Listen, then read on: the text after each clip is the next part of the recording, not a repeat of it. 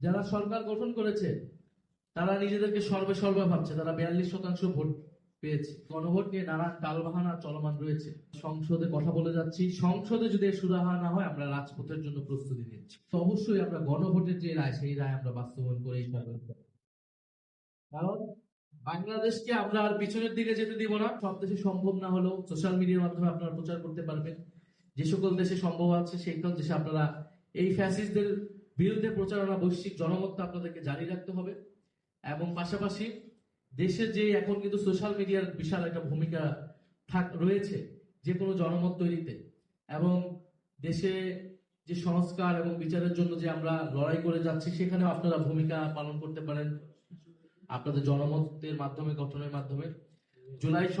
জুলাই সংস্কার সনদ অনুযায়ী যে আপনারা জানেন গণভোট হয়েছে, সে গণভোট নিয়ে নানান টালবাহানা চলমান রয়েছে এবং বিরোধী দল জামাত ইসলামী, এনসিপি সহ যারা রয়েছেন, আমরা সংসদে কথা বলে যাচ্ছি। সংসদে যদি সুরাহা না হয় আমরা রাজপথের জন্য প্রস্তুতি নিচ্ছি। গণভোটের প্রশ্নে যারা সরকার গঠন করেছে তারা নিজেদেরকে সর্বে ভাবছে, তারা 42% ভোট পেয়েছে, অথচ 70% ভোট কিন্তু গণভোটে জনগণ হ্যাঁ পক্ষে দিয়েছে। 42% ভোট পেয়ে 70% ভোটকে অবহেলা করছে। এবং আপনারা যারা প্রবাসী ছিলেন আপনারা সবাই হ্যাঁ পক্ষে ভোট দিয়েছেন। আমাদের 11 দল শাপলাকলি দাঁড়িপাল্লার পক্ষে আপনারা ভোট দিয়েছেন। মানে আপনাদের এই ভোটাধিকার আমরা রক্ষা করতে চাই। আপনাদের জনমত যেটা আপনারা দিয়েছেন, হয়তো অনেকে বলে যে 11 দলের পক্ষেই বেশিরভাগ ভোট পড়েছে, সেই ভোট আমরা রাখতে পারিনি।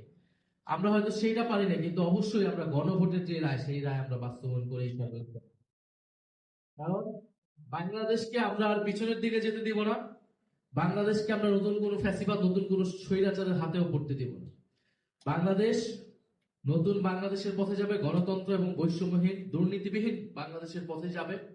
সেই বাংলাদেশের অংশীদার হব, যেখানে আমরা আত্মমর্যাদাশীল রাষ্ট্র হিসেবে পৃথিবীর বুকে আবির্ভূত হব।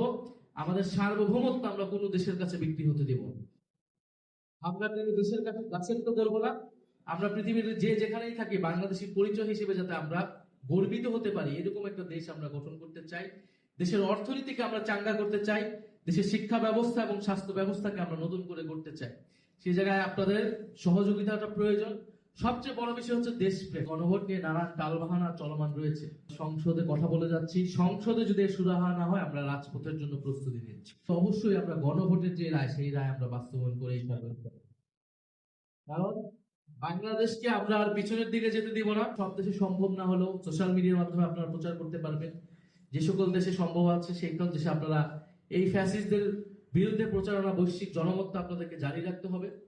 এবং পাশাপাশি দেশে যে এখন কিন্তু সোশ্যাল মিডিয়ার বিশাল একটা ভূমিকা রয়েছে যে কোনো জনমত তৈরিতে, এবং দেশে যে সংস্কার এবং বিচারের জন্য যে আমরা লড়াই করে যাচ্ছি সেখানেও আপনারা ভূমিকা পালন করতে পারেন আপনাদের জনমতের মাধ্যমে, গঠনের মাধ্যমে।